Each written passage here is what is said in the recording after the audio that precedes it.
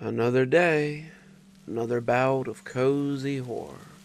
With me, Dr. Plague. Thanks for joining me.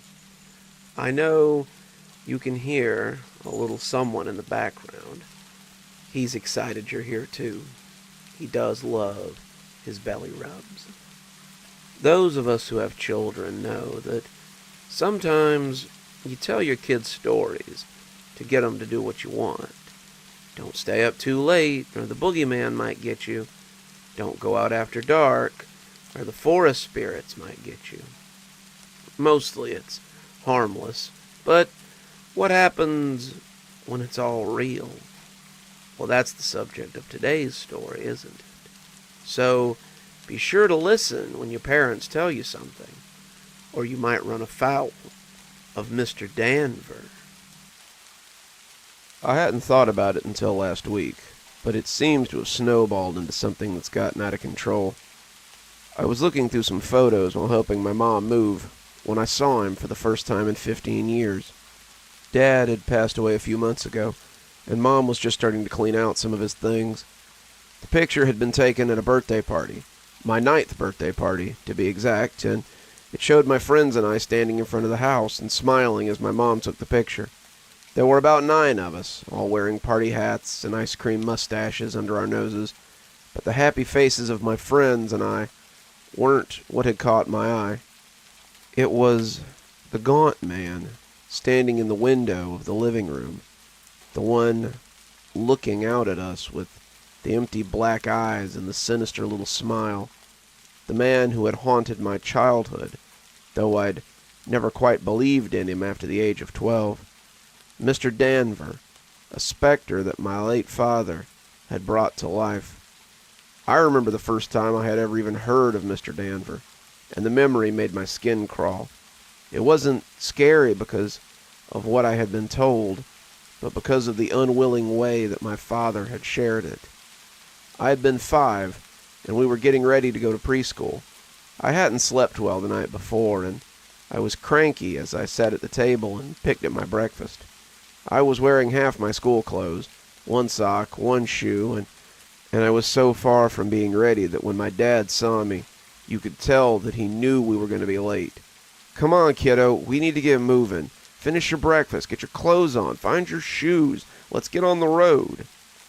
I don't remember what I said to him, something snarky and grumpy, and when he turned back to me, he spoke before he had quite made up his mind to.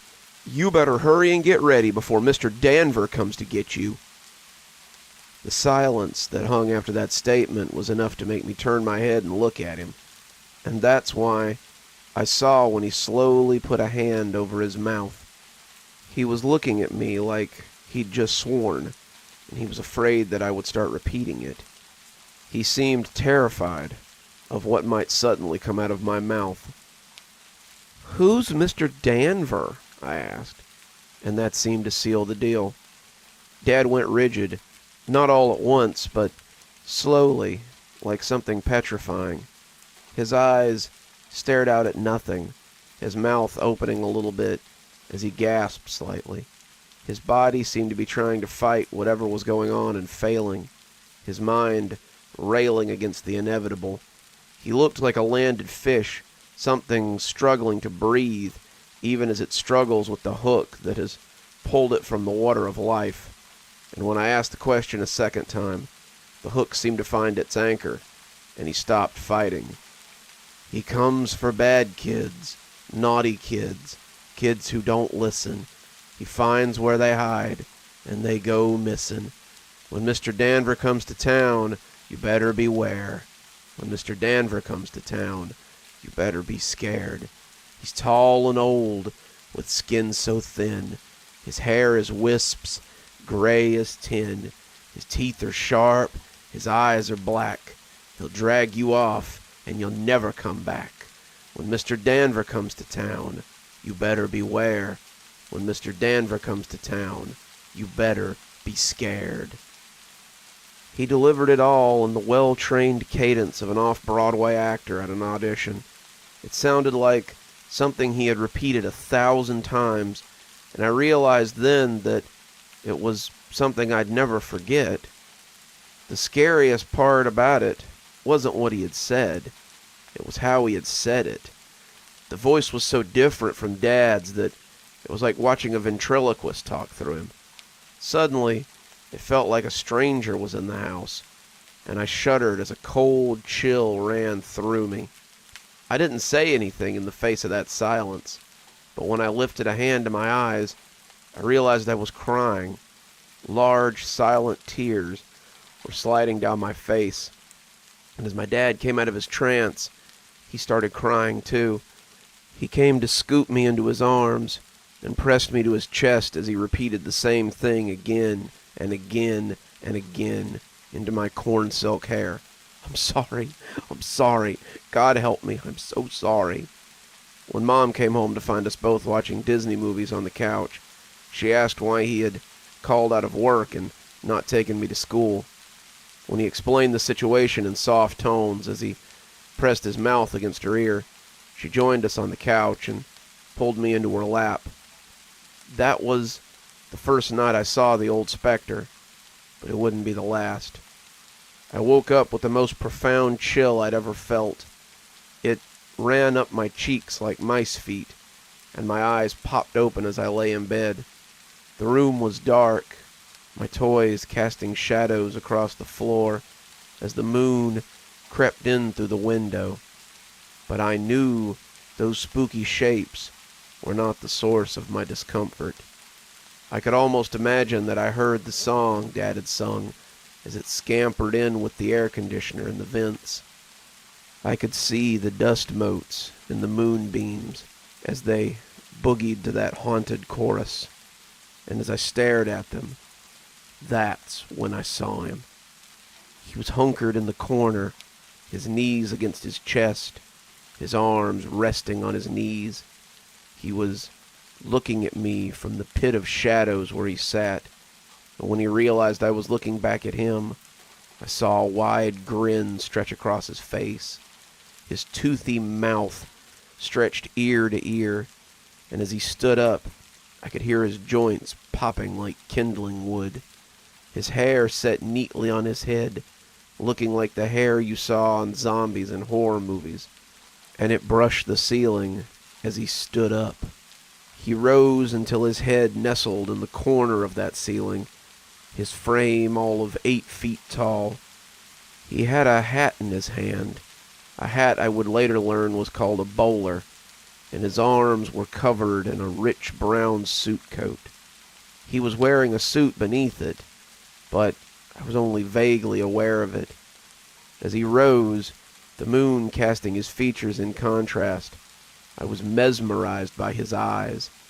They were dark pits of shadow that looked at me with mirthful knowledge. "Sorry to wake you," he said, his voice sounding like someone who's lost their breath to excitement. "I just wanted a peek. I'm sure I'll get a closer look sometime. Toodaloo." I started screaming then, and when Dad came in and turned the light on, there was nothing in the corner but the star stickers that stuck to the ceiling above the spot. Those stickers never glowed again, and I took them down when I noticed and threw them away. I was afraid he had gotten his taint on them. Dad pulled me into a hug, Mom beside him, hugging me in an instant, and both of them held me until the shaking stopped. After that, I saw him any time I did something disobedient. Sometimes I would see him lurking in the corners of my vision if I said something smart to my mom or dad. Sometimes I would feel those black eyes watching me if I didn't do my chores. There was a time when I heard him laughing after I'd gotten angry at my mom, and I was always quick to apologize and make things right. Mr. Danver made me conscious of my actions in a way that I'd never been before, and I was a better person because of it, I suppose. I never saw him when I was rude to my friends, but just the knowledge that he might be watching me made me forgive more often, and I was less likely to be cruel to others.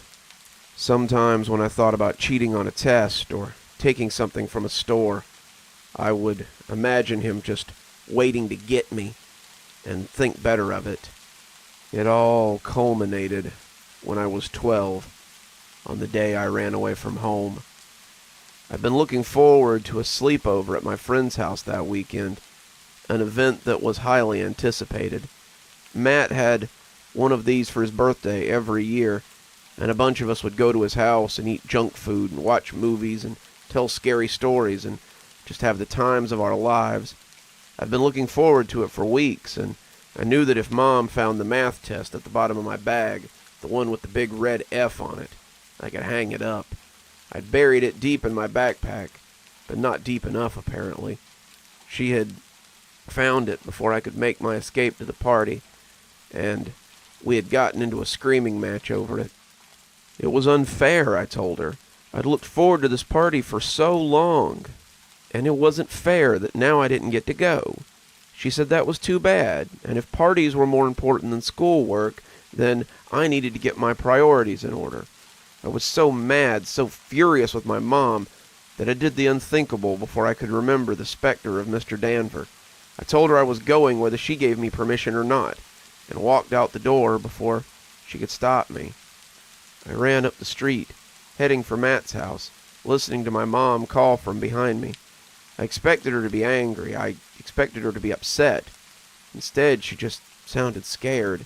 She told me to come back, that we could talk about this, but I was in no mood to listen. I was going to the party, whether she liked it or not, and nothing was going to stop me from getting there. It wasn't until I saw him standing under a burnt-out streetlight that I remembered the looming specter of Mr. Danver. When it began to flicker, I realized it had a little more juice in it. In the flickering light, I could see the tall, thin frame as he grinned at me, his translucent skin clinging to his face like a mask. He had his hat in his hand again, his immaculate suit still looking pristine in the flickering light, and his eyes reflected that flicker like a stuffed animal's. He looked unreal, standing in the everyday world, like a piece of Halloween decor that's a little too well made. He was utterly still, his head brushing the bottom of the lamp, but his fingers gave away his excitement. They drummed on the brim of his hat and made him look like a dog preparing to yank his lead and give chase. We stood looking at each other for a count of 5 before I turned and shot off towards home. Mr. Danver was coming after me just as quick, but his lack of footfalls made me panic all the more. I turned to look and saw the too-tall thing eating up the ground. His long legs moved like a spider's, and he ran like a cartoon character in big, exaggerated galumphs. He was gaining on me with every step, his strides twice my own, and I screamed in frustration and terror as I put on an extra burst of speed. To think that a moment of frustration was going to seal my fate forever. I'd been hyperfixated on my behavior for so long, and now a sudden lapse in judgment was going to kill me. When Mr. Danver comes to town, you better beware. The wind seemed to bring the hateful words to my mind as it rushed past my ears. When Mr. Danver comes to town, you better be scared. I was scared. I was terrified. When my house came into view, I was afraid that I would get snatched within view of the front door. Mr. Danver would reach out with one long arm and pull me into the darkness, and I'd be gone forever. It would happen just that quick, and no one would know what had gotten me. Correction, my parents would know. They would know, but how would they tell anyone? To admit to such would make them sound nuts and probably make people think that they were responsible for my disappearance. I turned suddenly, going through the gate and running up the walk, and I felt the icy chill of Mr. Danver's hand as it passed inches from me. I took the steps 2 at a time, praying the door would be unlocked, and when Mom threw it open, I leapt into her arms. I'm sorry. I'm so sorry, Mom. I'm sorry. Please forgive me. Please don't let him take me. I pressed my face against her, not daring to look back into the yard. Mom whispered that she forgave me, but when she talked to Mr. Danver, Her voice was a mixture of rage and an old fear. "Get out of here. All's forgiven. There's no misdeed. You cannot take him." I kept my face pressed against my mom, but I still heard Mr. Danver's spidery voice when he answered her. "Another time, then."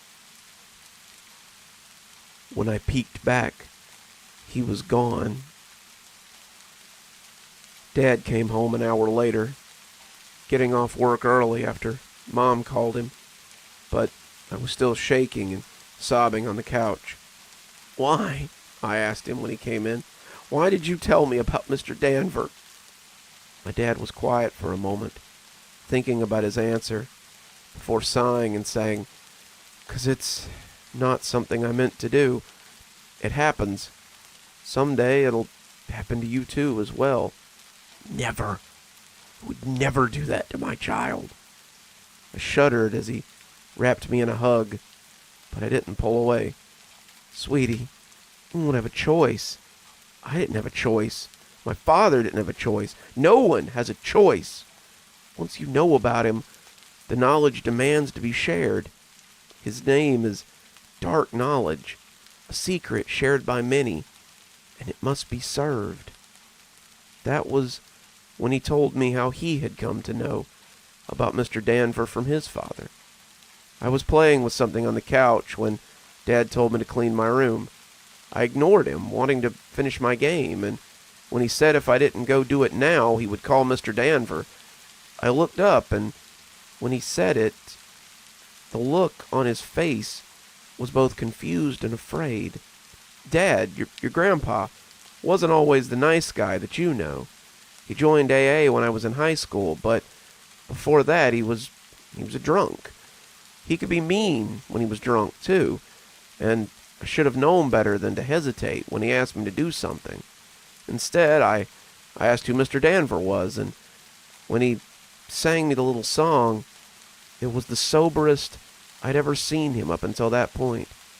The words were forced out of him like vomit, and when he finished, he threw his arms around me and told me how sorry he was. Dad looked at me, and his eyes were hollow pits.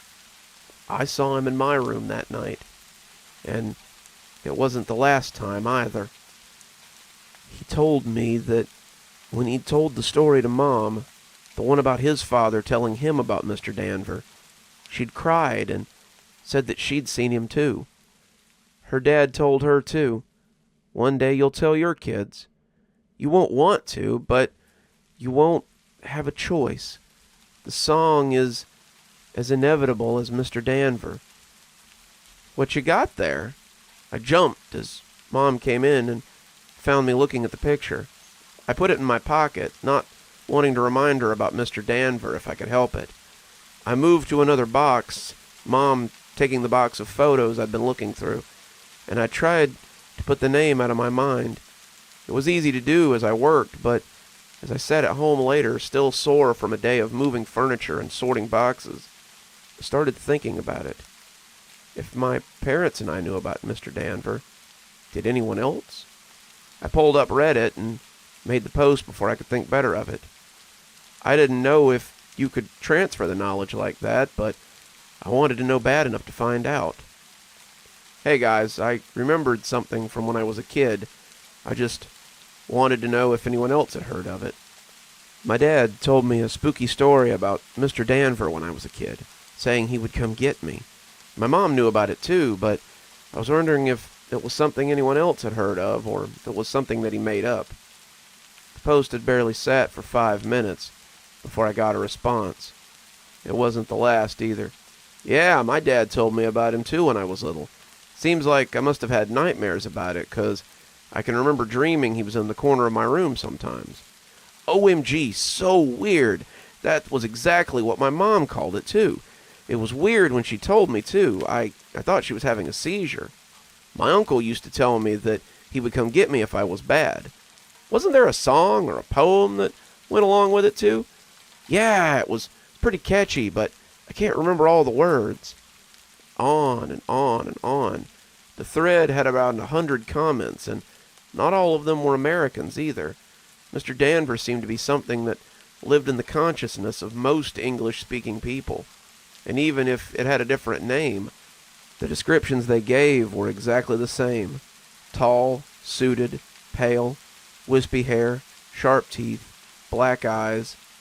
The description was universal, and the idea that I wasn't alone didn't make me feel any better. If you too have experienced Mr. Danver, then it's already too late. One day you'll tell your kids. One day they will have the knowledge. One day, if they're lucky enough to avoid the icy grip of Mr. Danver, they'll pass it on. The cycle always continues, whether you want it to or not. One day, I too will infect my child with the looming specter of Mr. Danver. Uh-oh. Looks like you've got some company.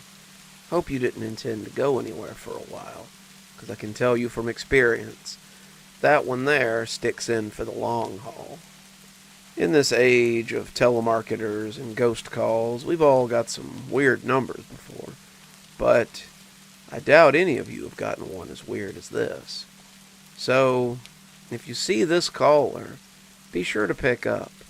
You never know what secrets you might learn from a no-name, no-number. I work in a hospital call center. It's not great work, but it pays the bills. Though you may not think it, you get a lot of calls during the 8-hour shift you work. Usually it's just people trying to find a relative who might be in there, someone trying to schedule an appointment in surgery, maybe even someone seeking medical advice. I'm apparently not qualified to do any of those things, so the job became a lot of telling people, "One moment please while I transfer you." Then you send them off to their desired department, or not, and you get to talk to them again, except less polite this time. You get a lot of angry people too, most looking for billing, or maybe because they got charged for a hospital service they didn't receive. Those people are best sent off as quickly as possible, before they can get a good head of steam going. There are 4 to 6 of us in the department at any given time. It's mostly college kids trying to pay their bills, or older people looking for a little extra on top of their Social Security. All in all, I think around 10 of us work the switchboard. And you get to know your coworkers pretty well, especially when there's so few of you. We also take turns working the midnight shift, most of us working the day or the mid shift primarily, and at the end of the month, we all walk away with a nice chunk of overtime for our troubles. People being people, there's always 12 or 16 hours of overtime a month. No one minds much. The job's pretty easy, and I liked having a job where I could finish my schoolwork or play on my phone for 8 to 16 hours and still get paid. That was before the heavy breather. Not a week went by where he didn't get at least one notation in the logbook. The notations were supposed to be for strange or unusual calls. For the last few months, most of the entries have been a heavy breather. We had named the caller because their calls were all pretty much the same. You'd pick up the phone and hear the telltale heavy breathing on the other end and know what was going on. We all just figured it was some pervert, some lonely sicko trying to get his rocks off to someone on the other end. You'd hang up before he could get his satisfaction and make a note of it in the logbook. I say these things like they were regular occurrences, but in truth I had yet to get the mystery caller. Every other operator had gotten him at least twice, some of them 3 or 4 times, but I had never managed to see what all the fuss was about. I would get my wish a couple of days later, though. 3 days of midnights? My boss just shrugged at me as she sank the pushpin into the bulletin board. She posted our schedules by hand every week, despite the rest of the hospital having access to an electronic payroll system which generated the schedule for them. Martha is old school, though. Probably since she's been here since they pulled her out of the foundation when they broke ground. She's one of the best bosses I've ever had, too. She doesn't like how short-handed we are any more than we do. "Sorry, kid. Roger says he's taking the weekend off to go visit his boyfriend. He's always doing this on such short notice. I swear I'd have fired him on the spot if we weren't so short-handed. Still, all 3 nights? You're the only one with an open schedule, kid. I'll give you next weekend off if you want it. Scout's honor." Martha made the promise so freely that I took her up on it in a heartbeat. The promise from Martha was worth its weight in gold. She couldn't possibly have known that this would likely be the last weekend I'd ever sit behind that desk. Friday night went pretty normally. I arrived at 11 p.m., brewed a thermos of coffee, and got to my desk around 11:15. Jordan and Aiden were there, finishing up their calls and cleaning up their stations as they waited for midnight. We chatted a little as I logged on, discussing call volume and talking about tonight's call-in schedule. Apparently, there was a team I needed to call in at 4 a.m. for a 5 a.m. case, and they added that the heavy breather had been calling a lot today. They don't say anything, they just keep calling about once an hour, like they're looking for someone. Pam swears she heard them say a name before they hung up, but Pam likes to make stuff up for attention. I got a little excited when Jordan told me that. If they were calling more often, then maybe I'd get to talk to them. I know it's weird to hope that a crazy person will call up and breathe on the phone, but I really wanted to experience it. I felt like it would make me like everyone else, and I was a little sore that I hadn't gotten him yet. I would get my wish about an hour later. It was about 12:30 when they called. I was sitting in the call center basement, sipping coffee and checking Reddit on my phone, when I heard the computer chirp and inform me that I had a call. It was from an unlisted number, not that uncommon, so I picked it up without thinking much about it. When I picked it up, it sounded like someone was sitting too close to a fan. The blowing was annoying, but I was a professional, and I tried to power through it. Southwest Medical Center, how may I help you? The noise on the other end sounded different slightly. I realized all at once that it was rain coming down hard on a window somewhere. Was it raining outside? It hadn't been when I came in. There hadn't been a cloud in the sky, actually. The rain covered it slightly, but as I sat in silence, I began to hear the deep breathing on the other end. There he was. There was the weird caller. Hello, Southwest Medical, can I help you? The breathing persisted, overtopped by the rain that hit hard on the window of wherever they were. I reached for the book to start scribbling down the usual message when I heard something over the phone. I heard a voice. Sorry? I asked, taken aback a little. It's always dark here. The pen fell out of my hand. No one had ever heard this person talk. It was always just heavy breathing for a couple of minutes before they hung up. Had they been waiting for something? I wondered for a moment if they'd talked before and maybe no one had told me. Was I the first one they'd ever talked to? It's always dark here, they repeated, and this time I stopped thinking and started listening. Where are you? I asked, not sure what else to say. The rain is so loud tonight. The voice was neither male or female and sounded low and growly, like someone getting over a cold. Look, I'm not sure who you are, but you've called a hospital. If you need some help, I'll be happy to help you, but otherwise, I need to... Cherish says hi, the voice whispered. That made the hair on the back of my neck stand up. I had a sister named Cherish. She was about 12, and as far as I knew, she was asleep at my parents' house. I shook off my fear and began to become a little angry. Whoever this was, they were obviously having a laugh on my account, and it really wasn't funny. Who is this? Roger, is this you? I swear to God, I'm going to HR if this is you. This isn't even a little bit funny. You need to stop. That's when the line went dead. I held the phone against my ear for a few more seconds before putting it in the cradle and looking around nervously. I expected Roger, or maybe Jordan, to pop out of the break room with their cell phone, laughing because they'd spooked me. All the company I got, though, was the sound of the air conditioner cycling overhead. I sat for a few more minutes, drumming my fingers, trying to forget the call. The more I thought about it, the weirder it got, though. My coworkers would have called back to make fun of me if this was a prank. If it wasn't them, then some stranger on the phone had called up and said my sister's name. Coincidence or not, I needed to be sure. My mom picked up on the fourth ring, and I could hear Dad grumbling in the background. Hello? Mom, hey, sorry, is Cherish okay? I know that's a weird question, but I could hear her sitting up in bed. Are you okay? You sound upset. Just please, answer me, Mom. Is Cherish okay? I don't know, hun. She's at sleepaway camp this week. My blood ran cold. I need you to call down there and make sure she's okay. What's all this about? She said groggily. I got a weird phone call a minute ago, and now I have to make sure she's okay. My phone rang, and I looked at the number. Unknown name, unknown number. It couldn't be them again. Mom, I need to call you back. Just promise me that you'll call the camp and make sure she's okay. Mom said she would, and I hung up and picked up the incoming call. I was immediately bombarded by the sound of rain on glass and muffled heavy breathing. The caller's voice sounded watery, slurry, like they'd recently choked on some water. They sounded like someone with a sore throat or a bad case of pneumonia. Like a drowned person. Hello? Hello? Who is this? Cherish needs your help. I gritted my teeth and tried not to scream into the phone. Whoever this is, you need to stop. I'm not amused. You're not funny. I want you to... He's gone to get her. She thinks he's her friend, but he isn't. He wants to hurt her. You have to stop him. Who's gone to get her? The woodsman. He's a bad man. He wants your sister. I didn't have the slightest idea who this person was talking about, but whatever their game was, I was starting to get freaked out. Look, this isn't funny. If this is a joke or something, it's really gone to... The line went dead then, and I was left with static. I spent the next hour in a fitful state. I didn't want to call Mom back and bother her with this, but what if whoever that was wasn't kidding around?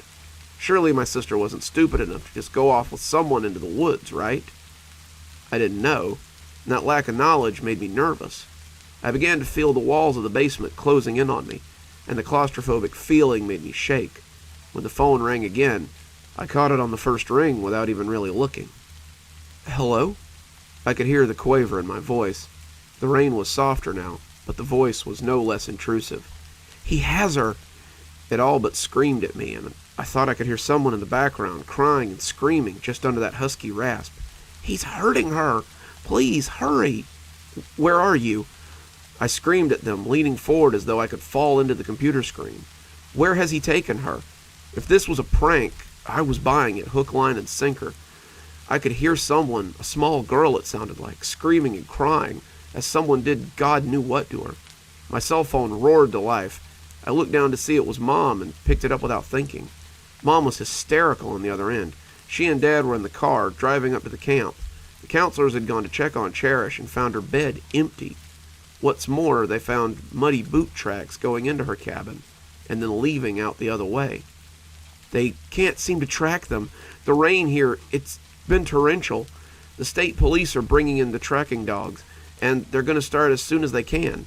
She's in the woods, Mom. Someone has her, I sputtered out, still hearing the screams on the phone. Mom was silent for a few breaths.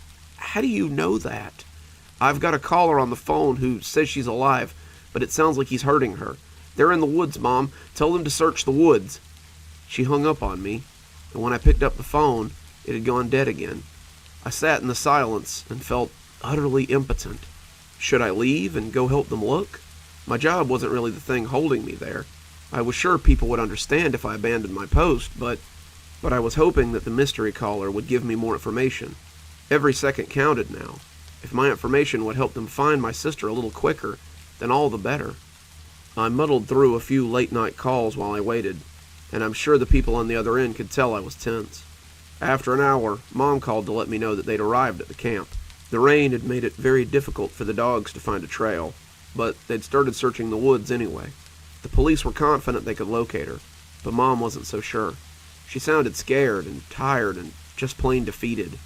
When she hung up, I stared at the phone on my desk and willed the mystery caller to call again. They'd been so chatty before. Why had they gone silent now? I pulled up call logs on my computer then and started trying to find the number. No name, no number was all I ever got. I know in movies the police can easily decode these private numbers, but I work for a hospital and not even the emergency part of the hospital. My resources were limited to what I could do on my out-of-date computer. When the phone rang 20 minutes later, I looked at the number and almost knocked it off the desk in my haste. No name, no number. Hello? Hello? Where are you? I need you to... He's killing her! He's trying to make it last, but he's killing her! The voice whispered harshly. Where are you? The police are looking for her, but I need to know where you are. The voice was silent for a moment, and I thought I'd lost them again. On the other end, I could hear whimpers, and the person making those noises sounded broken. Hot tears ran down my face as I listened to what could be my sister's final moments. I began to beg the voice to tell me where they were. I lay my hands against the desk and cried, letting the tears flow as the voice seemed to contemplate how to answer me. When I played here, It was about a mile from the camp, over a creek, past the blackberry fields, and up a little hill. His house is at the top of that hill. I've been here for so long, though. I don't know if any of those things are still here. Please hurry. She doesn't have much longer." Then the line went dead. I called my mom and gave her the information. When she relayed it to the counselor, they knew exactly where she was talking about. The house belonged to the groundskeeper, and he had lived there for quite a long time. She said the police were on their way now to check it out, and she asked me to thank the person on the phone if they called back. I waited for an hour, another long and agonizing hour, and when my cell phone rang, the number made my skin crawl. Unknown name, unknown caller.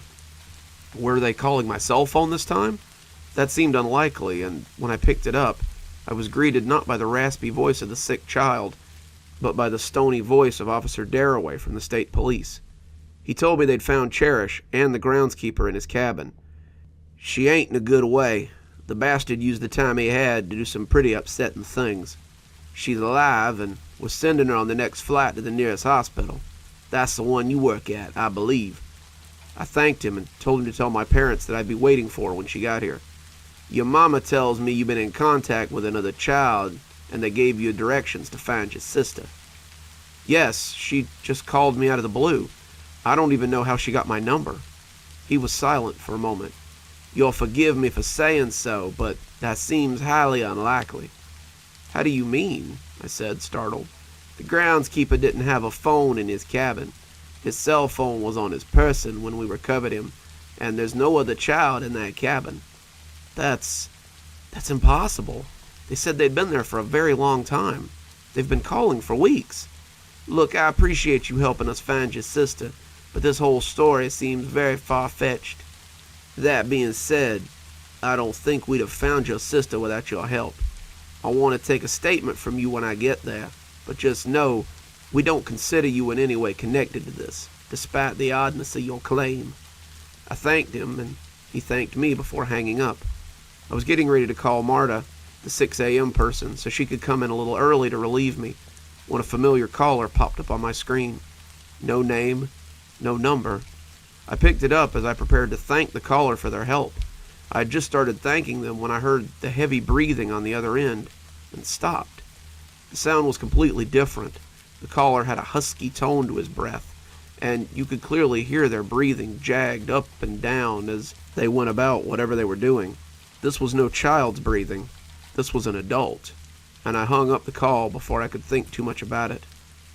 I sat there in a daze as I pulled the call log towards me. I logged the heavy breather, but thought for a moment about recording the other caller too. They had saved my sister's life, whoever they had been, and I decided not to add them to the log.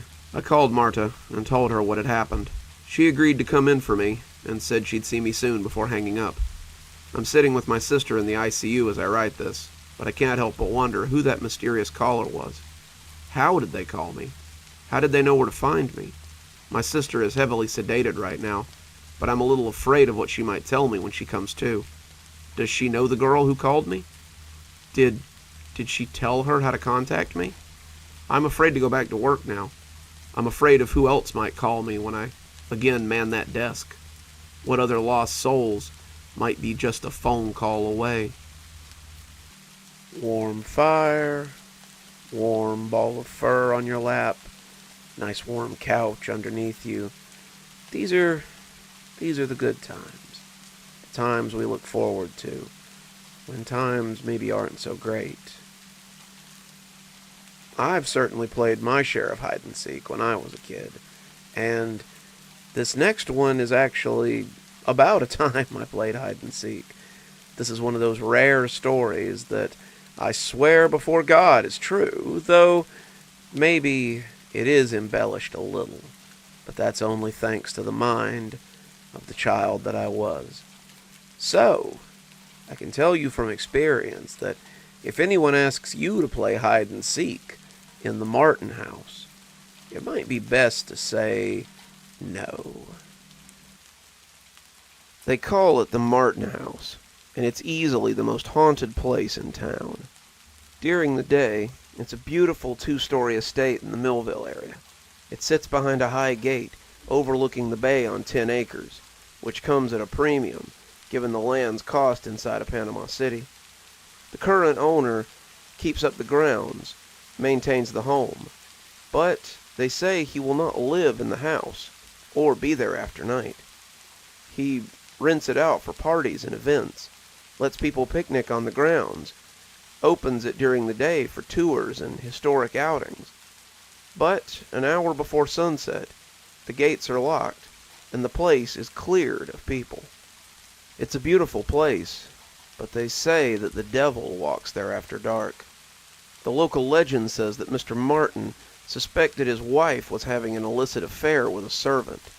They say that in a fit of jealousy, he made her watch as he hung him, later hanging his wife and kids and himself from the same large tree in the front yard. They say you can hear voices, screams, and all kinds of odd noises there after dark. They say people have seen figures in the windows and on the grounds near sunset, with black eyes and pale faces. They say you can see lights come on and off in the house after dark, and it's best avoided once the sun goes down. They say a lot of things, but as a writer of dark fiction, I don't put a lot of stock in local legends. I don't believe in Billy Bowlegs. I don't believe in Kissing Mary. And I don't believe in the hitchhikers they say you can pick up by the West Bay Bridge. The Martin House, however, is something I do believe in, because when I was young, I experienced it firsthand. It was 1993 or 94 when it happened, and I was about 7 or 8. My mother had worked at the same hospital for years, and that hospital had chosen to do their employee appreciation picnic on the grounds of the Martin House. I have to believe they were aware of the dark history of the place, but like I said, nothing ever happened during the day, so they weren't worried. The yard was huge, and the Human Resource Department set up games and tents and all kinds of other things to entertain the kids while their parents socialized. I fell in with a couple of kids that I knew, and we played some games and explored the booths, but ultimately got a little bored with the scheduled events. These were kids that I didn't know well, but we all knew each other in that way that you know someone after spending years upon years going to these sorts of scheduled events with them. One of them was the son of my mom's friend. Another one was a kid I actually went to school with, but didn't really pal around with outside of things like this. Another one was just a kid who would wander up and fall back in with us when we all got together. There were about 7 of us that day, the rest of them just falling in with a group of kids to play games, and I can't remember who suggested that we play hide and seek. It was unanimously agreed upon, but after playing on the lawn for a few rounds, it became a little dull. When someone suggested that we could play in the house, that sounded like a much better idea. So we went inside, but quickly discovered the problem with playing indoors. The house was kind of a museum, and adults didn't really like it when kids were running around things that could be broken. We tried for a couple of rounds, but after being yelled at by a lady in a dress, we thought we might have to go back outside. That was when we saw the kid on the stairs. Like I said, none of us really knew each other, but none of us had ever seen this kid. He was youngish, probably 5 or 6, and he didn't really say anything. He just sort of stared at us through the slats on the staircase, and I'll remember the way he looked at us for my entire life. He seemed both fascinated by our appearance and utterly terrified at our game. He looked at us the way I looked at the dog sometimes when he was making noise while my dad was trying to nap. He looked like he thought we might wake up a parent that would be angry. Someone suggested that maybe we could go play upstairs, and we all thought that might be a good idea. The upstairs was usually blocked off, but if that kid was up there, then the door must be unlocked. None of us had ever gone upstairs. It was locked, like I said, but We found the door was open, so we all went up. The upstairs was about the same size as the downstairs, but we saw a ladder going up into the attic, and thought that would make the best place for hide-and-seek. It would be dark up there, probably with stuff to hide behind, and it would be spooky. What we found was a pretty big attic with boxes and furniture covered in sheets. It was dusty and cobwebby, and reminded me of the opening of one of my favorite shows, Are You Afraid of the Dark? We decided who was going to be it, then we all went to hide. It was dusty in the attic, and a few of us got found right away when we started sneezing. I expected that we might see the kid we had seen earlier, but there was never any sign of him. I didn't think much about it. Kids rarely question things that don't come from adults. And as we played, the volume of our game became louder and louder. We began to scream with joy every time someone was found, and some of them had taken to scaring each other instead of just playing hide-and-seek. I'm sure that some of the people from downstairs could hear us, but given that we were 2 floors up, we might have been mistaken for just regular noise. I was hiding behind a vanity near the back of the attic, peeking out from around the edge of the sheet, when I heard a little voice in my ear that scared the crap out of me. It scared me because up until then, I'd been the only person hiding behind the vanity. You guys shouldn't be here. You're gonna wake up Daddy, and he'll be mad. I turned around, and there he was. He was crouched down behind the vanity, looking at me with these big, sad, scared eyes.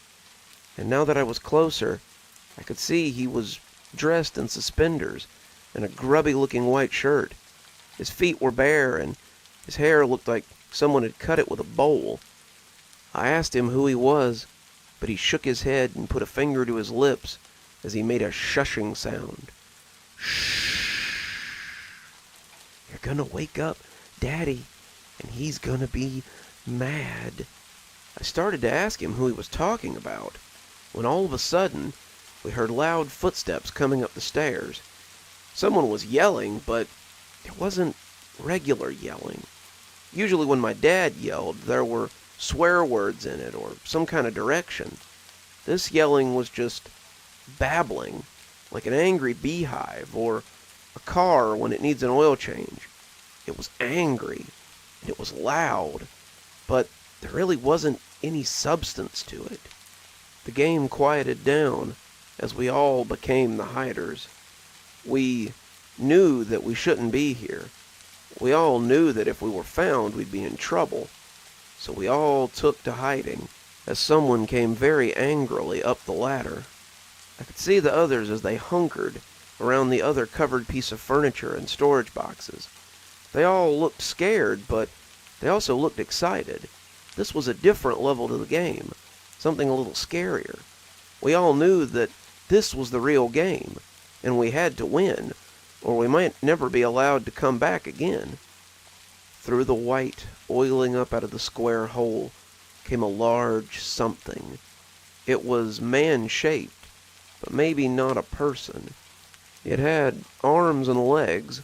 I could see a head, but the rest of it seemed to just be shadows. It was like someone standing in total darkness, and I think even then I suspected that this was no museum curator coming after noisy children. The hairs on the back of my neck began to stand up, and as the thing started looking for us, I turned and found the little boy was gone. The other kids seemed to have felt it too, and as the thing moved towards the left side of the attic, we all started shuffling to the right. It knocked over a box and kept yelling in that strange, barely coherent way. It didn't seem unfamiliar with the attic, and I wondered if it was up here looking for us, or if it was looking for the little boy who'd been a stranger to me. Either way, we made our way back to the ladder and started quietly going down onto the second floor. We were almost all down when the thing turned and looked at the 2 or 3 of us that were left. He didn't have eyes, at least none that I could see, but I felt very seen by it, and the last of us went down in a herky-jerky pile of bodies. We ran back to the staircase, and that's when someone else found us. We burst through the door that led out onto the stairwell, and almost knocked over a lady with a tour guide name badge. She blinked at us and did not seem at all happy to see 7 or 8 kids coming out of a restricted area. She asked what we thought we were doing in there, and we told her that we thought it was open. She said no, the door was always locked, and told us we better get out of there before we got in trouble. When she asked how many of us there were, that's when we seemed to disagree. Some of us said 7, but a few of us insisted that there were 8. No, there was only 7 of us. Remember, that's why we didn't play Capture the Flag. Yeah, but then the other kid joined us, so we had 8. What other kid? There was only ever 7 of us. The kid in the suspenders. He was playing in the attic with us. At that point, the lady was completely frazzled and collected up all of us and brought us downstairs to have a talk with our parents. In the meantime, she had a few of the other people search the second floor and the attic for a missing kid. Most of our parents were not terribly pleased about being drug away from the festivities because their kids couldn't behave, and we got an earful as we stood in the foyer of the Martin house. Some of us, me included, were more worried about the missing kid than getting into trouble. I can't speak for everyone, but I'd seen how scared he was. I don't know who he was afraid of, but I was afraid that whatever that thing had been, it had got him. As my dad let me have it for acting out, my eyes started to wander. I was looking at the pictures on the wall, the ones showing the Martin house through the years, before they finally settled on a very familiar face. The kid looked less scared and more confused, but it was definitely him, standing on the front lawn with 2 other kids and his parents. The house behind him looked a little different, but it was definitely the one we were standing in right now. "Hey, that's him," I said, interrupting my dad in the middle of his lecture.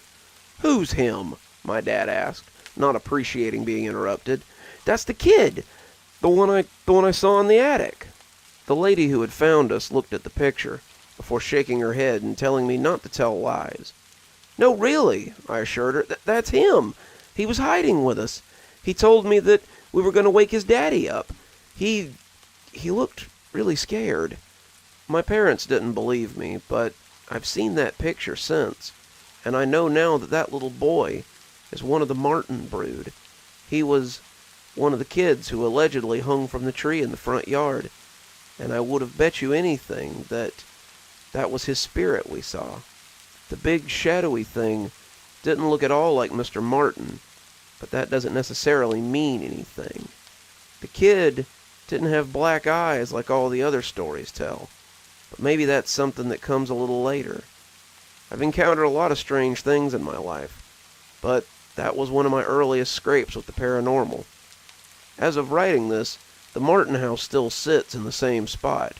They've completely closed off the inside these days, and after that year, the hospital started doing their employee appreciation somewhere else. I don't know if it was the house itself, or because they got a better deal somewhere else, but I never went back to the Martin house again. That's always such a strange story to come back to. I always have to question myself. Did it happen, or was it something that I misremember? We have so many of those within our heads. Ghost memories. Memories sprinkled with the fine sugar of childhood. Memories that may or may not be true, or may have all been about interpretation. Speaking of, our next story also takes place in that magical land of childhood, though the one telling the story is far from in on that sugarier aspect. So, let's investigate the local playground and find the strange graffiti that tells you, "I miss you, Daddy." I can't explain it, but he's been here the whole time. No one believed me.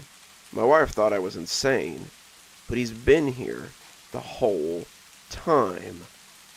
My son, Dale, was 5 when he went missing. We were at the park by our flat when it happened. Park may be too grand a word for it, but that's what Dale always called it. In reality, it was a big plastic play structure with a couple of slides, a climbing wall, and a sand pit. The whole thing is surrounded by a 15 by 15 fence with a couple of benches for parents to sit on inside. That's where I sat that day, scrolling through Reddit and finishing my cigarette. Dale was playing with a couple of neighborhood kids, their parents sitting on the other benches, so they didn't have to breathe in my smoke. I looked up in time to see him go beneath the play structure, into an area they call the cave. The cave is an enclosed area beneath the structure, with a roof that was comfortably close for a kid and downright claustrophobic for an adult. I heard my phone chirp and looked back down to see a text from my wife. She'd gotten home from work and wanted Dale and me to come help with the groceries. I pitched my cigarette over the fence and called for Dale. "Come on, Dale. Mom's waiting for us." No response. "Come on, Dale. If you can't listen, we won't be able to come back tomorrow." Usually this would have brought him running. Playing outside was his favorite pastime. But there was still no answer. Both of his playmates came out the other side, giggling and laughing as they acted out whatever game they were playing, and I asked if they'd seen Dale. Alicia, a dark-haired girl who was missing her front teeth, lisped, "He's still in the cave, Mr. Darwith." So, I hunkered my nearly 6-foot frame, looked into the dark underbelly of the play structure, and called for Dale to come out. "Come on, Dale, we really have to go. Mom's waiting on us." I still didn't think anything was amiss, other than Dale trying to squeeze in a few more minutes of playtime. I expected him to giggle and poke his head out, baiting me into chasing him or crawling into the cave. He knew that as big as I was, it would be funny to watch me try to get under the structure and run him out, a game we played often. Instead, there was only silence. So I sighed and hunkered down on the damp sand to crawl under to get him. I heard the other two parents chuckle as they watched me, my back scraping at the bottom of the structure as I crawled towards the entrance to the cave. I didn't mind playing with Dale, but this was a little much. I was tired from my night shift the day before, and my back was sore from lifting freight all night. I resigned myself to having a stern talking to with him on the way home about not listening and crawled into the dark opening of the cave. As I passed from the lighted world outside, the afternoon sun cut slants across my face through the boards of the structure as I entered the darkness of the cave. I felt a crawling sensation on my neck suddenly. Thought I might have picked up a spider, and I ran a hand over to knock him off. There was nothing there, but the feeling wouldn't abate. It felt like my hackles were up, that ancient feeling of predators nearby putting me on edge, and it took everything I had to keep dragging myself through the space.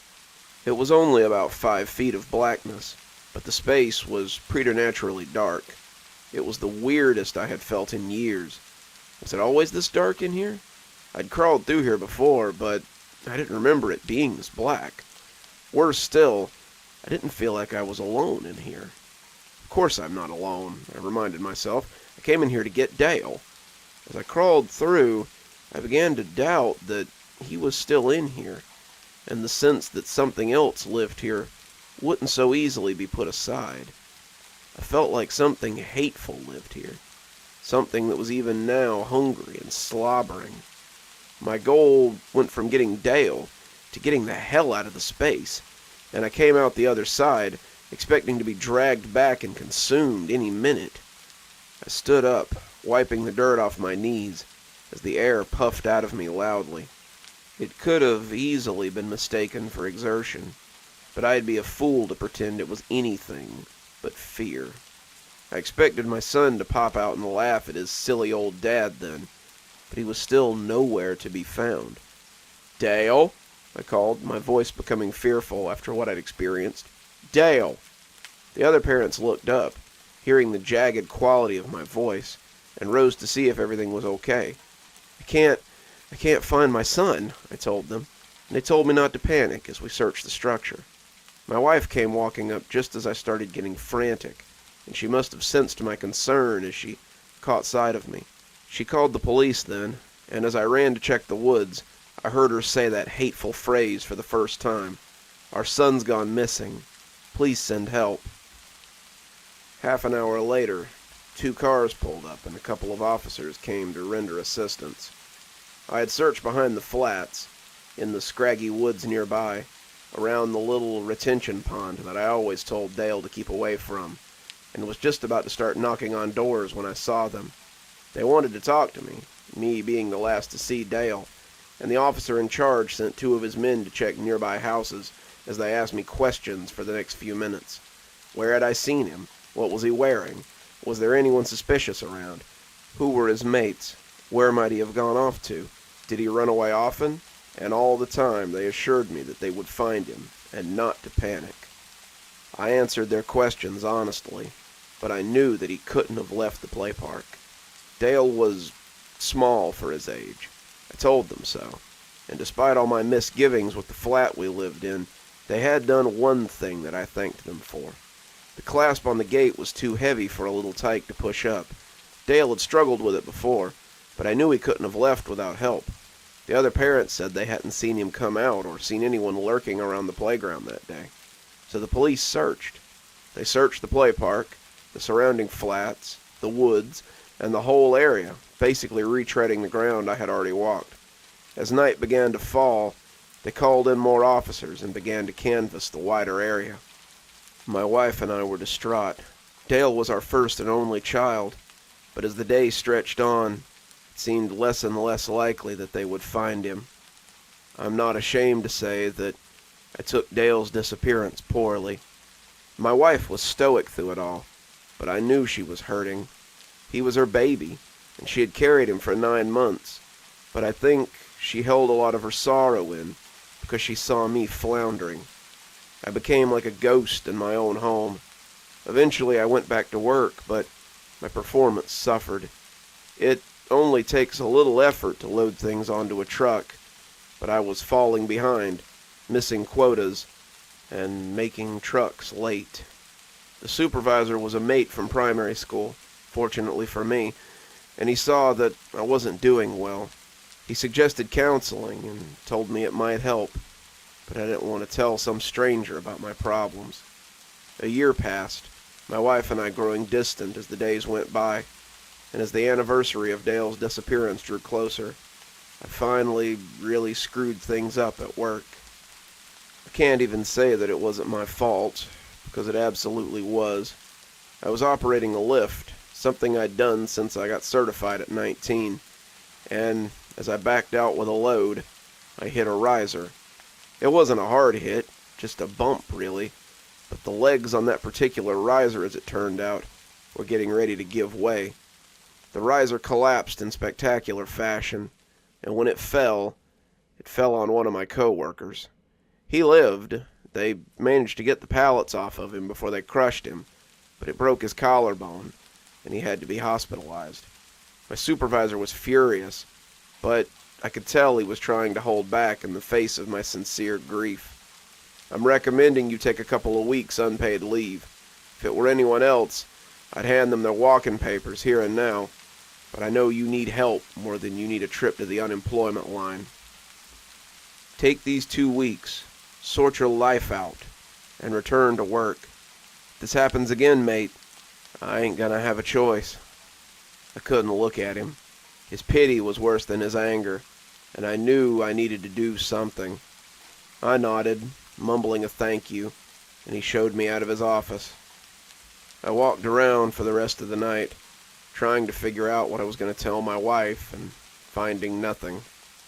She would be mad, probably mad enough to push her to leave me, but as the sun started to peek over the horizon, I knew there wasn't much else I could do. She was just as mad as I'd thought she'd be, but her pity was just as hard to look at as my supervisor's had been. He's gone. Dale is gone, and making yourself a martyr over it won't change the fact. You still have insurance. Get some counseling. Figure this out. I need you back. Not just back at work, but back here. I miss him too, but digging into these wounds won't make it any better. Get some help, for both our sakes. There was something unsaid beneath that statement, and I understood it, but wasn't sure what to do about it. I spent the next 4 days in a blackout state. I had found my therapy at the bottom of a bottle, something I had avoided up to that point. It's no job to go to. I just stayed at home and drank my pain away. My wife's patience finally ran out. After 2 days of watching me hunker on the couch like a sot, she told me she was going to see her mother for a few days, and suggested I sort myself out while she was gone. If I come home and you're still like this, I can't promise I'll be back for long. Once she was gone, I spent most of my day in a fermented haze. That's how, on the 5th day, I found myself buzzed and sitting on the same bench I had been on when I told Dale we needed to leave. It was early afternoon, and the play park was empty, thank God. It wasn't the first time I had just come to sit here, and the other parents often found excuses to leave with their kids when I came to wallow in my grief. I was the sad father who came back to the place he'd suffered most, and I really hoped the park had been empty when I got here. Even in my current state, I didn't want anyone to see me like this. It was embarrassing, and it might frighten some of the children if I came weaving into the park smelling like a distillery. I was staring at the play structure, thinking to myself that it might be time to get some help after all. When I first saw it, it was just 8 words, but those 8 words sobered me up faster than any cold shower ever could. On the side of the slide, in rough marker, someone had written, "Where have you gone, Daddy? I miss you." I just sat there, staring for what felt like an eternity, and as the tears came, the alcohol came up as well. My tears fell nakedly into the pile of sick that sat between my legs, and as the rage bubbled up in me, it felt like they were almost burned away. Someone was mocking me, mocking my son's loss, and as I staggered towards the super's office, I was madder than I had any right to be. Mr. Vidner, the super for the complex, always reminded me of one of the hobbits from The Lord of the Rings. He was short, fat, had a curly brown ring of hair around the bald spot on his crown that got bigger every year, and when he sat at his desk, it was like a child sitting in his father's chair. He nearly fell out of that chair when I slammed his office door, his expression of confused anger becoming one of confused fear as he looked on my face. He was a small man, and the sight of a large, angry drunk in his office reminded him of his stature rather quickly. "Someone has written hateful graffiti on your play park, and I want to know what you intend to do about it." He took a minute or two to collect his thoughts before asking what the hell I was talking about. I took him out to have a look, leading him to the slide in question, and he looked taken aback as he read the words. "Who would do such a thing?" he asked, more to himself than anyone. The way he side-eyed me, I could tell he'd thought I might have done it myself, but one look at my face made him rethink it before he said it. "I'll take care of it immediately, Mr. Dawes. In the meantime, why don't you go get some rest? You look under the weather." He had the decency not to call me a drunk out in the open, and I conceded the matter as I went home to sober up a little. As night began to fall, some undetermined amount of time later, I sat up from the couch and listened to the 5 or 6 stout cans rattle angrily to the floor. By the headache and the mealy taste in my mouth, I had not gone home and sobered up. As I moved into the kitchen to make something for dinner, I remembered the words on the slide and felt angry all over again. As the meat pie I had taken out of the freezer spun in the microwave, I wondered if Vidner had taken care of it like he said he would. I wondered if he'd painted over it or washed it away or how he had done it. Were the words still sitting there on that slide? As the microwave dinged, I resolved to go find out, and took my pie and plastic fork on a little field trip. I watched the steam roll off the top as I walked down to the little park, the night air alive with crickets and night birds. It would have been pretty if I hadn't been in such despair. The trees were losing their autumn leaves, becoming bare and skeletal, and the air was crisp enough to make my undershirt unadvisable. My bare feet slapped at the concrete as I walked away from my flat, and the closer I got, the better the view of the offending slide. The words were gone, the pressure washer having left the slide a little lighter for its effort. But as I came through the gate, I saw that something else had been added to the side of the structure. It looked like the same marker strokes, the handwriting big and childish, and as I read it, I felt a growl rumble in my throat. "I saw you today, Daddy. I saw you, but you didn't see me." I looked around as the wind rattled the nearby tree, expecting to see a group of snickering youths as they watched me. This had teenagers written all over it, and as the pie slipped out of my hand, I loosed my shout at the sky. Why? Why did they devil me like this? Was this a game to them? When I was a kid, we would never have done something like this to anyone, let alone a grieving father.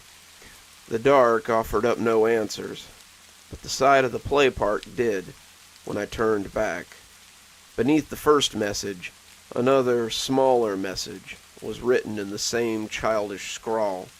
The longer I looked at it, the more I recognized it. How many times had I watched my son scribble words in his reader just that way, filling in the workbook pages in big, looping script as he prepared to go to kindergarten. "Daddy, I can see you, but you can't see me. Please help me. It's scary here." I hunkered on my knees in the sand, looking at the words as I ran my fingers over them. They looked just like his, and as I felt a splinter catch in the pad of my thumb, I pulled it back sharply. There was no way he could be here.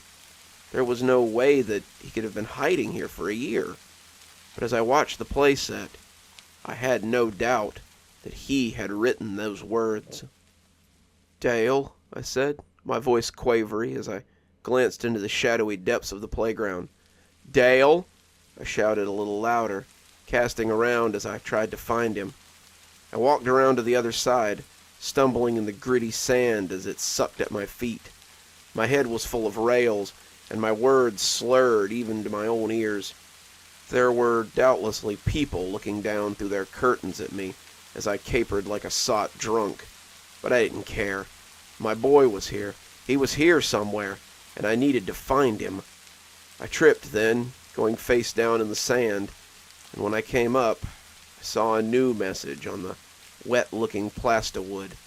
It was hard to see in the shadows that I sat in, but as I got closer, I put my trembling fingers on it to make sure it was real. My fingers came away tacky, the tips black as if they had touched wet marker. "I need you to come get me, Daddy. I'm stuck in the sad swamps, and I need help." "Excuse me, sir. Everything all right here?" As their flashlights hit me, I squinted, but the words were like a brand across my eyes. The sad swamps was what Dale called the swamps of sorrow from his favorite movie, The Never-Ending Story. We had watched it about 1,000 times, and when the VHS that I had owned as a kid finally broke in the VCR, we had searched for it on DVD until we found it at a local thrift store. He watched it every day before his afternoon nap, and I imagined that he could just about quote it word for word. Seeing the words "sad swamps" made me certain that it was Dale talking. But how? How could he be talking to me from... The light was right in my face now, and I pulled up a hand to block it. "Some of your neighbors were worried. You were faring poorly, Mr. Dawes. They heard you shouting and wanted us to come check on you." They were being kind. It seemed that everyone was being kind these days to poor old drunk Mr. Dawes. But I didn't have time for them. I'd seen something under the edge of the play park, half a word that was buried in the shadows. It was his latest message, and as I staggered towards it a little, I hoped it would tell me how to get to him. "What happened?" one of them asked in his jovial tone as he leaned down. "Wife lock you out after you came home snookered? Well, we can get you a place to sleep it off, sir. Never—" He had put a hand on my shoulder, but I pulled away from him as I tried to see the words that were written beneath the structure. It was just 6 words, but I couldn't see the last one, and the last one seemed very important. The police grabbed a hold of me, but I fought to get away as I tried to see that last word. I got as close as I could, both catching me under an arm as they pulled me away from the structure, and finally I saw it. I repeated it again and again as they put me in the back of the car, all the fight out of me now, wanting to commit it to memory before my drink-addled brain made a muck of it. "We'll phone the missus and let her know that she can pick you up in the tank, Mr. Dawes. If she don't wanna, then I guess you're sobering up on a bench for the night, so long as you don't try any more of that." I ignored them as we left the parking lot, my flat disappearing behind us as I repeated those 6 words like a mantra. Look for me inside the cave. The police hadn't been wrong. My wife was livid. She came down to the station, her clothes clearly thrown on hastily, and glowered at me through the bars of the holding cell. It was just me in there with a few old gaffers, and they were snoring in a corner as I slouched on the bench. I was still imprinting those words on my brain, mumbling them like a magic spell, when I heard her voice and looked up into her scowling face. "I can't believe you've done this. It isn't enough that you get sent home from work, that you do nothing but blunder around like an old tramp, and that you won't get any help for yourself. But now you go and get yourself tossed in the drunk tank. I'm done, Malcolm. Do you understand me? This is the last straw. I won't stay here and watch you destroy yourself." "He's alive," I rasped out, and when she looked back at me, I saw all the anger leak out of her, only to be replaced with pity. "I miss him too, just as much as you do. But you have to let him go. It's been a year, Malcolm. He's not coming home. It wasn't your fault what happened to him. You have to stop blaming yourself for this. He's been leaving me messages at the play park, Stephanie. I can prove it. Come with me and I'll show you. We can find him. We can be a family again. We can..." But she cut me off with the first sob I'd heard from her in months. "I'm leaving, Malcolm. When they release you in the morning, don't call me. Go back to the flat. Go to your mother's house. Go to hell for all I care. I can't watch you do this anymore."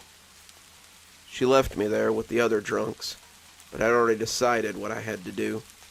They turned me loose in the morning, and after a brisk walk home, I got the things I'd need.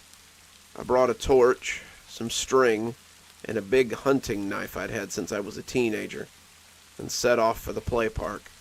It was early morning, and I had the place to myself, save for the pigeons still gobbling at my spilled pie remains. I didn't see any new graffiti, but I didn't need any. I knew where Dale was, and as I got on my hands and knees, I crawled around the playground and into the cave. Even in my assuredness, I felt foolish as I moved into the cave. It was dark, but I could still see the light streaming in from the other side. I didn't feel that same sense of foreboding like I had before.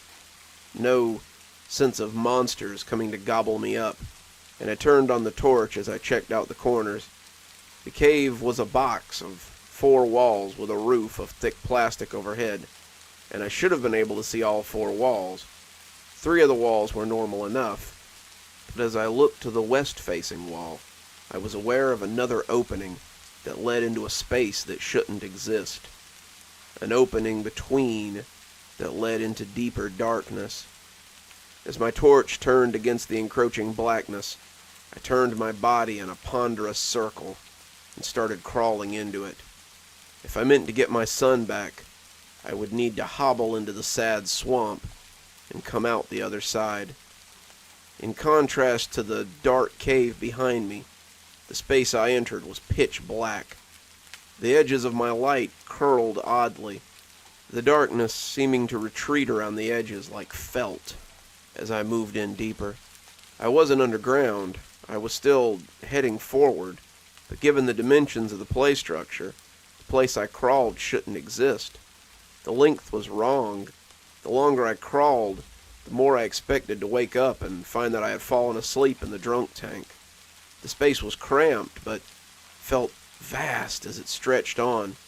It was like an abandoned underground cave, a claustrophobic passage threatening to collapse on me at any minute. Besides being black dark, it was also utterly silent. Besides the crunch of my knees as they moved over the sand, no other sounds seemed to exist.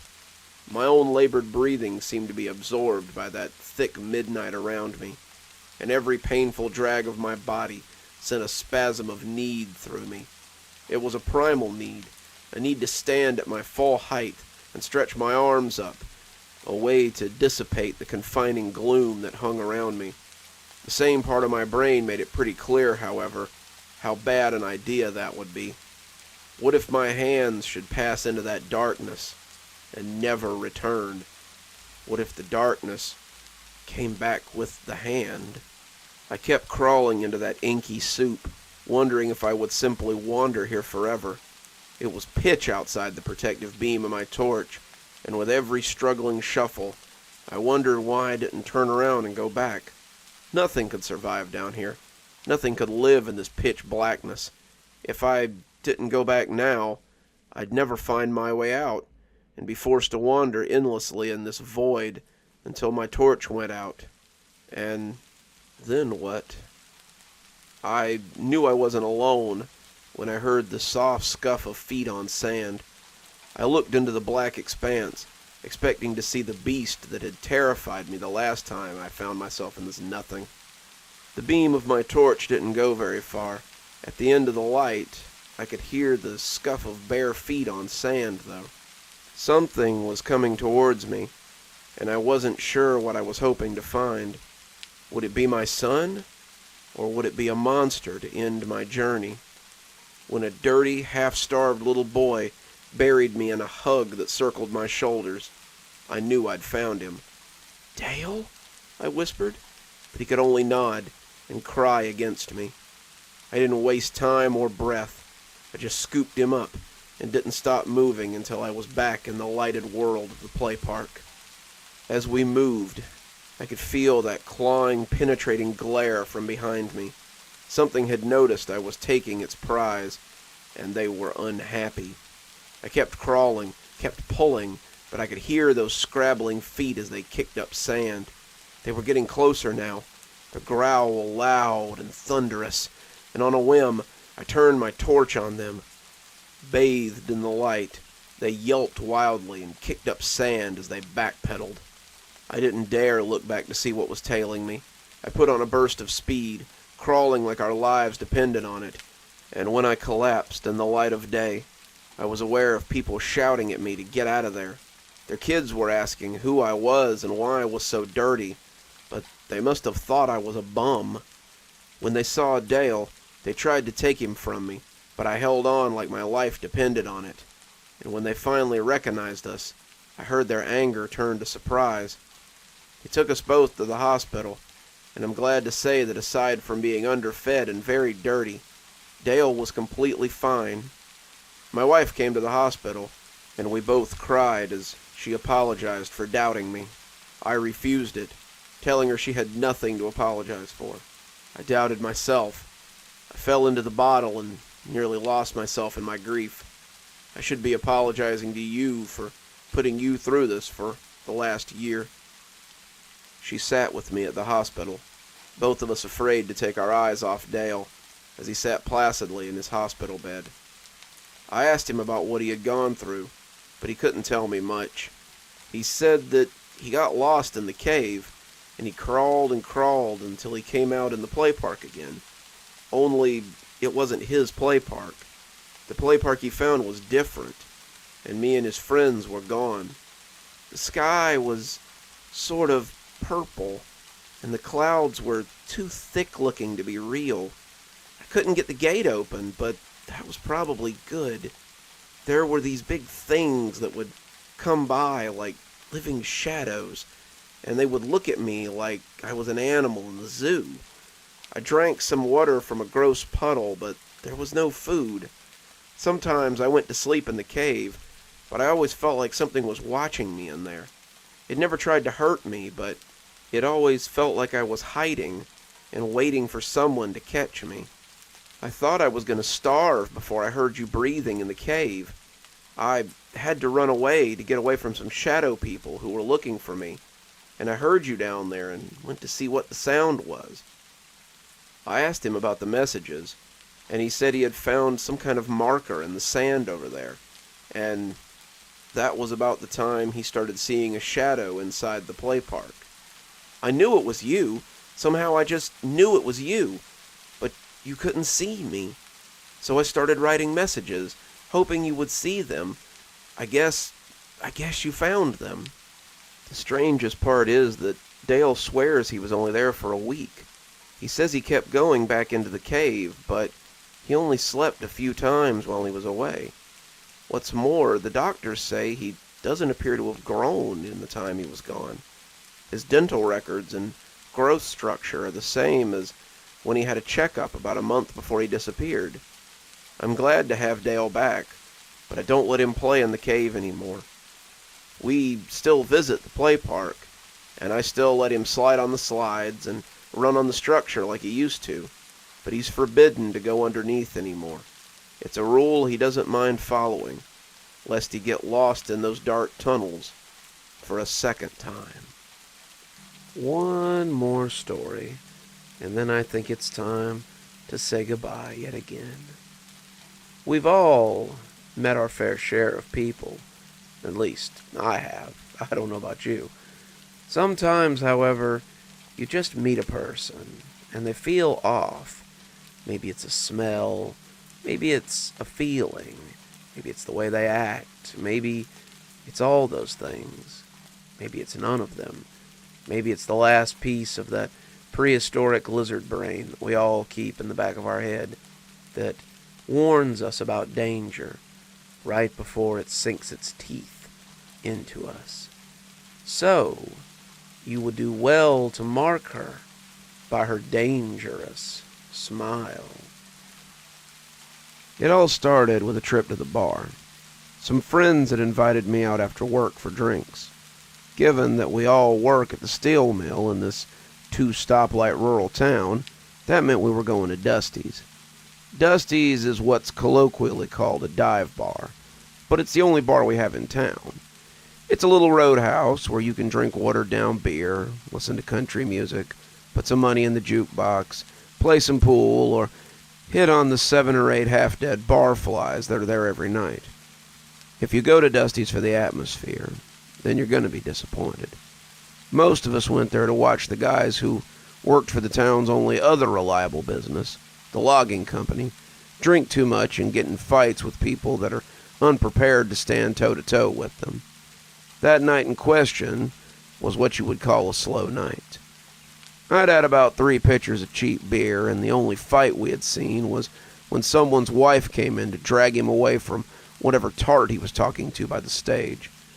Neither of them had been particularly skillful brawlers, and when they finally decided to just beat the crap out of her husband and drag him out of the parking lot, I told the guys I was going to turn in early. It was creeping up on midnight, and the bar was deader than usual. Dude, no way you're going to get a cab this late at night. You might as well stick around. Why wouldn't I be able to get a cab? Sandy's runs till 3 in the morning most nights. Charlie, the guy who had told me I wouldn't get a cab, leaned back on his stool so he could look at me. My cousin Dwayne says the cabs won't come out this far after 10 o'clock. They've been having trouble with people going missing. I rolled my eyes, walking my stool back so I didn't fall off of it. I was drunker than I thought I had been, and I didn't want to fall over in front of my friends. Yeah, I've been hearing those stories since I was a kid. Tell your cousin not to believe everything he reads on the internet. I took a staggering step towards the door, catching the bar with my hand as the room spun a little. Nah, Charlie protested. This is pretty recent. They say that the cabs have been arriving to pick up fares, but when they get there, no one is waiting. It's a big mystery, and no one's really sure what to think of it. I scoffed at him, not really in the mood for any of that. I staggered out of Dusty's, taking out my cell phone as I tried to Google the number for Sandy's. I'd used it often enough that you'd think I could remember it, but in my current state, I couldn't remember much of anything. After 2 or 3 failed attempts, I managed to get the number in and got the receptionist after 3 long rings. Sandy's Cabs, how can I help you? Yeah, I need to get a cab from Dusty's bar. I'd heard the clicking of keys on the other end of the phone, but when she learned my location, she seemed to change her mind. I'm sorry, sir, we don't pick up from Dusty's anymore. I glowered at the phone, not quite sure I had heard her right. What kind of small-town cab company doesn't pick up from the biggest bar in town? How come? I asked. It was deemed too detrimental to our clients. I guess Charlie had been right. Okay, well, where can I catch a cab? There was some furious clicking, and when she came back, she almost seemed to be whispering, as if something might hear her. There's a bus stop down by Richmond. The company has said that it's the closest to Dusty's that will pick up clients. Richmond? It's almost 5 blocks from here. Sorry, sir. If you want a cab, then that's where you'll have to go. I considered just going back inside to wait for the others, but decided I was ready to leave. A walk would probably do me some good anyway. Fine. I'll meet them there in 30 minutes. The dispatcher said that she would dispatch a cab, and then promptly hung up on me. With that out of the way, I began my walk along the shoulder of the rural road. Fortunately, the weather was pretty good for early June. The pine trees on the left side of the road, side I was walking on, made a skittering sound in the wind, and it sent a chill down my spine.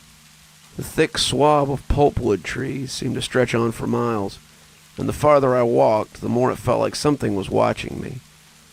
It was little more than a tickle on the side of my face, the slight attention of something that I couldn't really see. But the farther I went, the more the regard rankled me. I tried to brush it off, telling myself I was just feeling creeped out after a long walk in the middle of the night. But I heard the pine needles crunching lightly beneath something, and decided to speed up. I tried to convince myself it was just a deer or a fox that I had disturbed up, and it would leave off after it got a sniff of me. They were more afraid of me than I was of them, and once they realized it, they'd take off.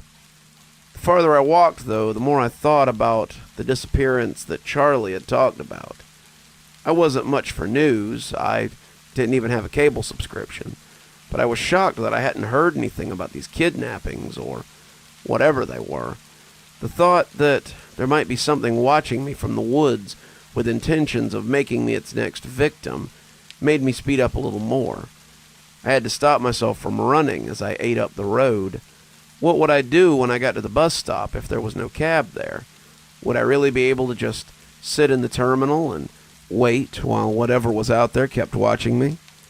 I shook the feeling off, feeling silly. It's just a raccoon or a possum or something. Just because it seemed to be going in the same direction I was didn't necessarily mean it had ill intentions. I tried to ignore the soft sound of indignant pine needles as they broke underfoot, but the farther we went, the harder it became.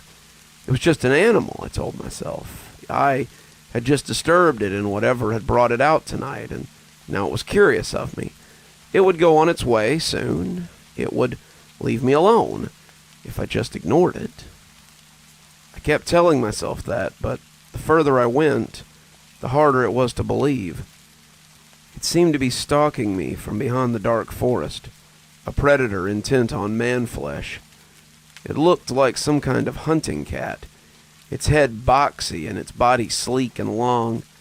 It slunk quietly along behind me, plotting its attack as it prepared to spring. That was stupid, I told myself. There was nothing there. I was just making myself paranoid. I was imagining the sound of large, flat paws on pine falls. I was creating the slightly elevated breathing of the animal. If I turned now, I wouldn't see anything but the shadows and the pine trees. I tried to make my head turn, but my neck seemed unwilling. I remembered something that my grandma had said once when I was a kid, and her voice rustled through my mind like a ghost. Some things don't like being seen, and when you see them, you can't take it back. When I saw the lights of the bus stop, I almost broke into a run. I made myself walk, however, because things like that love to chase, too. As I got closer to the bus stop, I became aware of someone sitting in the lighted shell. As I got closer, I could see it was a woman, her head down and her body abnormally still. I wanted to call out to her to warn her about the thing that was following me, but as I moved closer to the stop, I realized it had broken off its chase at some point. I breathed a sigh of relief, laughing at myself for psyching myself up. It had all been in my head after all, and I had never really been in any danger. As I came into the light of the bus stop, I almost laughed, my smile hard to hide. "Something funny?" asked the woman, lifting her head to look at me. My smile soured a little. Her voice sounded strange in the bus shell, and I worried that I might have offended her. "No, it's just I was worried about something, and it appears to have all been in my head. I was mostly laughing at myself for being foolish." I realized now that I was here that she was sitting with her knees against her face, and she had leaned her head against her knees as she turned to look at me. She was a stringy thing, older teens or early 20s, and her hair looked oily as it hung about her face like filthy drapes in a rundown trailer. She was dressed in something that had once been a sack or maybe curtains, and I wondered if she might be homeless. Worst of all, she had a smell about her, a smell that was not altogether pleasant, a smell that reminded me of my grandfather's smokehouse after hunting season, of the remains of animals left behind that smokehouse. "What was it?" she asked, her teeth looking too big in her mouth as she smiled.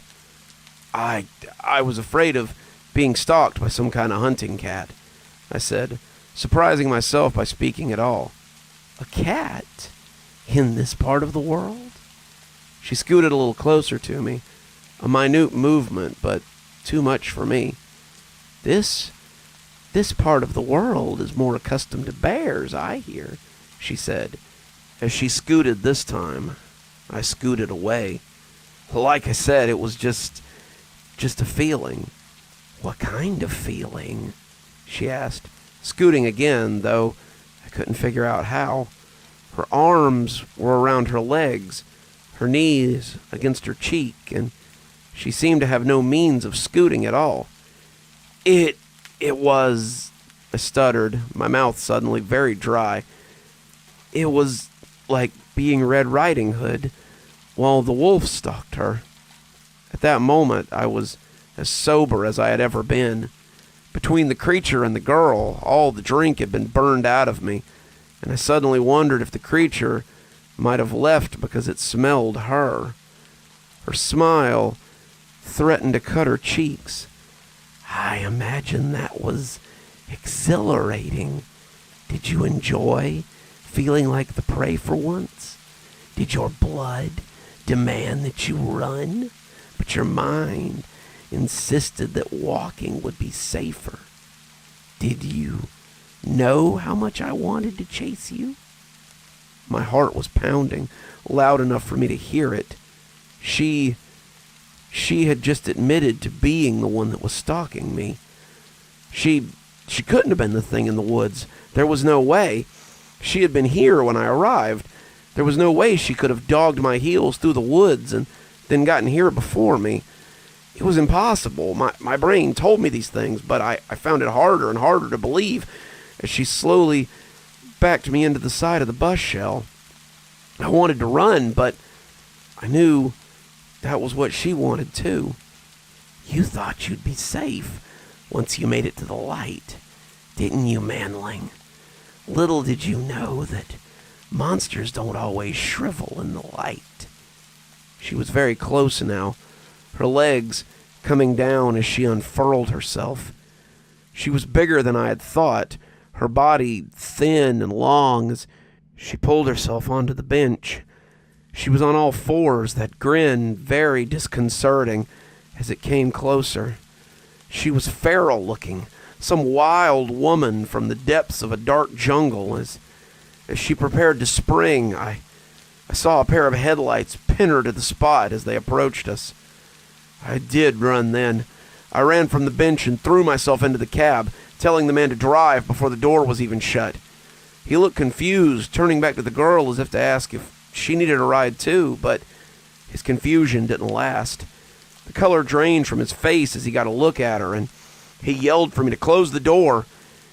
He pulled off with a squeal of tires, and we both watched the woman as we drove away, her smiling face getting smaller as she watched us.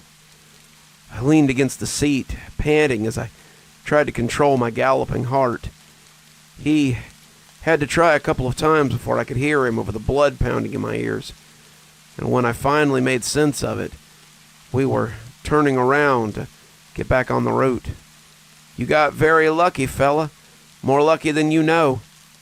I asked him why I thought so, and he told me a story I'll never forget. "A couple of nights ago, I got a call to that same bus stop to pick up a fare. Dispatch said he sounded weird when he called, like he'd been running, but his car had broke down near the stop, so he figured he had just been pissed off about his luck. I pulled up about 20 minutes later and found not a middle-aged man fuming over his car, but that same girl with the Cheshire Cat grin on her face. She looked up at me as I came to stop, and I just knew that if I got out of my cab, they'd never find me again. The area near Dusty's is supposed to be off limits, and after tonight, I don't think Sandy's will be picking up out here until the situation changes." I've been sitting in my living room, hands shaking as I write this, but unsure of what to do now. I called Charlie before I got into my apartment, but I don't think they really believed me. Charlie was pretty drunk and sounded like he thought I was making fun of him. I hope they make it home safe, but it's that dangerous smile that I can't get out of my mind. She's out there somewhere, waiting for her next victim, and I feel very fortunate to be able to tell you my story and not be a squib in tomorrow's paper. I think that'll do it for us today. Thanks for stopping by. I really do love to see you come back every day for more cozy horror. Until next time, this is Dr. Plague, wishing you a wonderful day and a spooky evening.